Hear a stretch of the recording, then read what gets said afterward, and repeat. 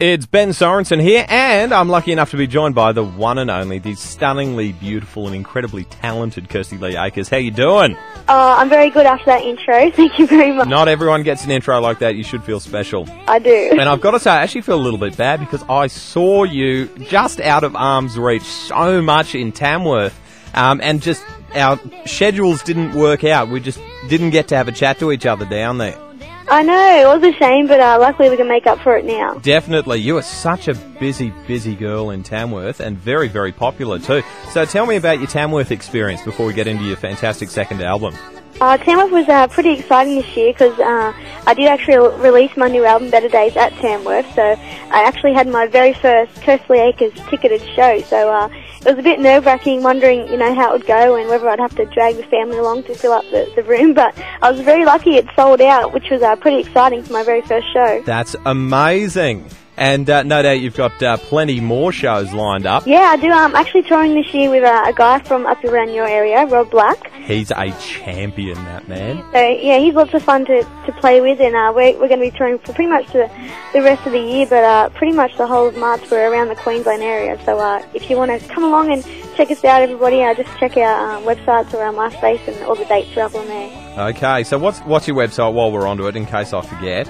Our website is www.kirstyleeakers.net. Obviously, you're on MySpace, Facebook, and just about every other social networking site. Just MySpace. I haven't handled the other ones yet. Haven't you? Technology. See, I used to be a MySpace man, and then I got dragged kicking and screaming into Facebook. Oh, see, I heard Facebook is just for old people, so... Oh, ouch! That hurts. Oh! I can't get a grip of Facebook yet, so I think I did make up an account, but there's just nothing there, so don't visit anybody. Yeah, I'm challenged by the whole computer thing generally. I just want it to work. Yeah. Now, something else that is working is your second album. Now, how did you find the recording experience this time round? It was so much, I don't know if you'd say so much more easier or a lot more fun, but with the very first album, Little Thing, won it from a prize after winning Toyota Star Maker, so pretty much get thrown in the deep end with the first one, and you've got to have it out pretty much straight away, but with this second one, I didn't have a time limit. I was free to go away and just write songs and come up with what direction I wanted to go in, so we didn't have a time limit, and I was just free to take as much time as I wanted, so it was a lot more laid back in that way. And of course, I'd had experience, so this was the second time going to the studio, so it wasn't as nerve-wracking, and I got to know my producer a lot better as well. So yeah, a lot of those things make it a lot easier and a lot less stressful, I guess. Well, I was going to say, that's the other thing. What was it like working with Graham Thompson, your producer on the album?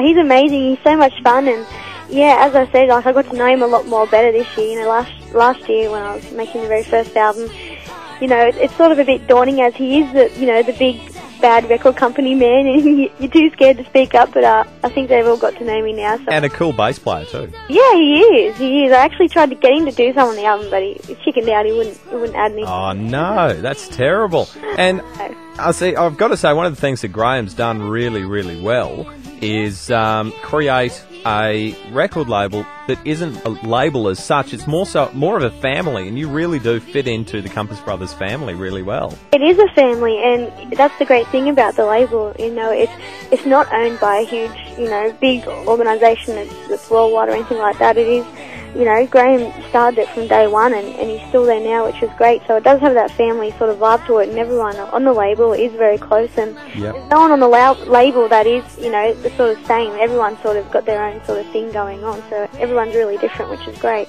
Yeah, definitely. And I also noticed that you wrote some of the songs on your own album, which is absolutely fantastic, and co-wrote a few of them too. Yeah, I did. I wrote a few of the songs. I co-wrote a few of them with a guy from Nashville. His name's Trey Bruce, and he actually came over to Australia, so I was very lucky I didn't have to leave and go over there and do a bunch of writing, but he came over here, and we met. We were only supposed to write, together for half a day, but we hit it off really well. He decided to cancel his flights back home and stayed an extra week, and we did a whole extra week of songwriting, so that was great, and we came up with about 10 songs, I think, and I think about 3 of them made onto the album. And I also co-wrote with another guy called Mike Carr. He's another Australian singer-songwriter, and we wrote a song together on the album. And there's also another song on the album that I wrote completely by myself, so that was a song that sort of broke the drought for me. Yep. And are you into the writing now? Is that a big passion of yours as much as performing is? Yeah, definitely. I'm still writing now, and I'm actually going over to Nashville in June, so I'll be doing a lot more songwriting over there when I get over there, because, you know, that's the mecca of country music. That's where, you know, all the biggest songwriters are, so you sort of got to go over there every now and again, and to be able to write with people like that, and yeah, hopefully it goes great. And you've got a great single that I love, and I am going to ask you, Are You Knocked Up? Is that where it came from? No, definitely not. Well, I haven't been to the doctors in a while, but as you can see, there's a flat stomach here, there's no baby inside, hopefully.